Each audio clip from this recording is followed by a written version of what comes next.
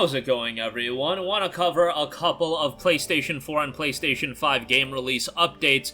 Seems like we have a bit of an update on Star Wars Jedi Survivor, the follow-up to Star Wars Jedi Fallen Order. Jeff Grubb noted something on Twitter about that. A Plaguetale Requiem has officially gone gold ahead of its release, and Sonic Frontiers' release date may have potentially been leaked. We'll talk that at the end of this video. But first up, Jeff Grubb noted, in response to a Star Wars tweet, the Star Wars Jedi experience is expanding with 2 new books. Book that takes place between Fallen Order and Survivor is coming in March, and then he also followed up that tweet noting, so is the game. So March, February was about the timetable I was expecting for Jedi Survivor's release. I believe EA, their original intention was to get this game out in 2022, well before the game was revealed. That was their initial intention, but you guys know how the gaming world works. I think it's fine for this game to shift into early 2023, but man, as I continue to see late 2022 and especially early 2023 take shape, yeah, you better prepare your wallet because,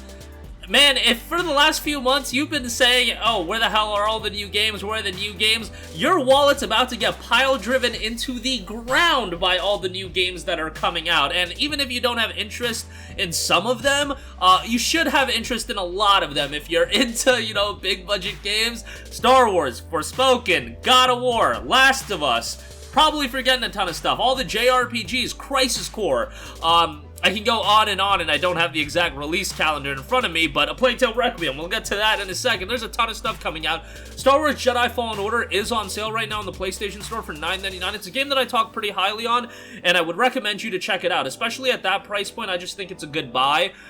You know, there were some issues with it here and there, but the positives definitely outweigh the negatives in that game, and I thought the upgrade on PS5 was fantastic as well, so go check that out if you have yet to, but Jedi Survivor, definitely something I'm looking forward to and hoping it turns out pretty well. I mean, Respawn is one of those studios that kind of got dealt a dirty hand when Titanfall 2, everything that happened with Titanfall 2, they really did a fantastic job with Apex Legends, and that's become, you know, one of the more premier free-to-play titles that EA offers. I know that, you know, as far as Battle Royales go, Fortnite is always going to be king in that space, but Apex Legends has carved its own audience.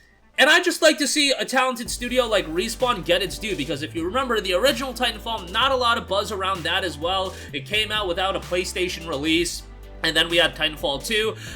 That game was awesome. Titanfall 2 was an awesome game, but then, you know, it just got dealt a dirty hand by releasing around so many other premier first-person shooters, including EA's own game that, yeah, it was a nightmare situation in my opinion for them. But Titanfall 2 was fantastic, Jedi Fallen Order is fantastic, and it seems like Respawn is really gaining steam as a studio, so that's really cool to see. But Jedi Survivor, again, should be coming early 2023. What will be coming late 2022 is A Plaguetale Requiem, and we got a brand new gameplay overview trailer of that. A demo will be had at Gamescom 2022. It'll be a playable demo that if you go to the event, you know, book your flights to Cologne, Germany right now, and you can go play it. But Plaguetale Requiem did get a brand new gameplay overview trailer detailing a lot of the gameplay specifics of the game. I have to say, from a visual standpoint, this game looks really, really good, and it will be a next-gen exclusive title, so bear that in mind. But I think the animations look incredibly fluid. I think it just looks very slick in presentation. It once again has that dark, atmospheric vibe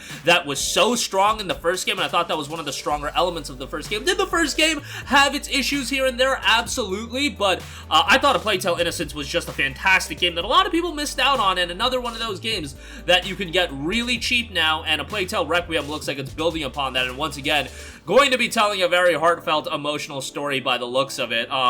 You know, you kind of get some vibes off the trailer, the trailers that we've seen thus far. I really hope, you know, there's a lot of likable characters, I think, in A Plague Tale, so hopefully, you know, things turn out well for them. That's all I'm gonna say, but go play A Plague Tale Innocence. I think you'll have a good time with that. And if you have a PC or you have an Xbox, game will be available on Xbox Game Pass as well, so you can check that out.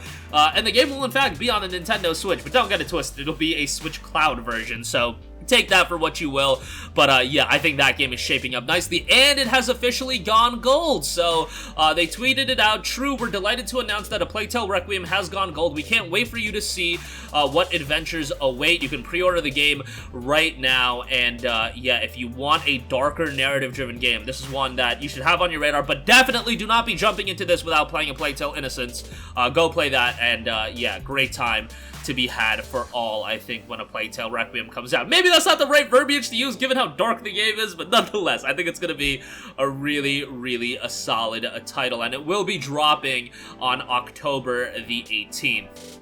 Lastly, Sonic Frontiers is a game that has seemingly had a bit of a mixed reception. Some people are still, harboring excitement towards the game, as am I. I know some people have seen the gameplay, and maybe it wasn't completely a blow-away. Maybe it looked like an Unreal Engine Sonic tech demo, but I'm still hoping for the best out of that, and we still don't have an official release date. However, it looks like Sonic Frontiers will be releasing on November 15th, according to leaked promotional materials. The detail comes via a Taiwanese e-commerce website that has acquired promo details for the upcoming title, which has a November 15th release date, but it also mentions that DLC is in the pipeline. So, we'll see how that turns out, and it looks like Knuckles, Amy, and Tails are going to be appearing in the game as well, which I think makes all the sense in the world. It is going to be interesting to see the reception towards Sonic Frontiers, not only from a critical standpoint, but I feel like commercially this game should do well. Maybe some of that has been gone awry based on some of the gameplay we've seen in recent months, which is really unfortunate because I was really hoping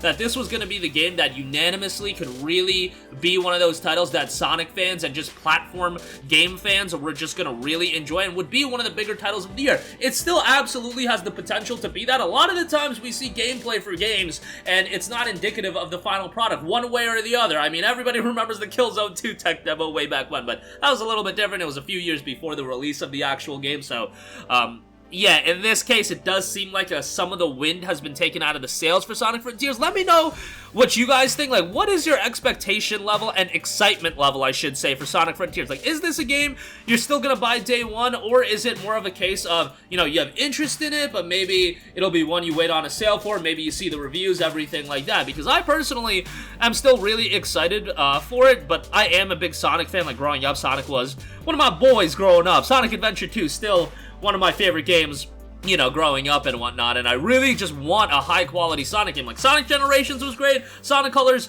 the remaster was pretty good, but a new Sonic game, a AAA Sonic game, it'd be great to see the Blue Hedgehog done justice, and hopefully with Frontiers, it's still, that still happens, but November 15th looks like that's when that is going to be released, and man, November looking kind of crazy too. Sonic, God of War, there's one other game that I'm totally forgetting about that was also pretty notable, but yeah, there's going to be a bunch of games in November. Don't get it twisted. November is historically one of the biggest months of game releases of the year, so yeah, a lot of time, a lot of games going to be coming then. But that's going to do it for me. It looks like Jedi Survivor will be dropping sometime in March. Plaguetale Requiem has officially gone gold ahead of its October 18th release date. Very excited for that. Go play a Plague Tale Innocence if you have yet to. And Sonic Frontiers looks like that's going to be November 15th of this year. That's going to do it for me. Sound off with all of your thoughts in the comments section down below. Thank you for watching, and goodbye.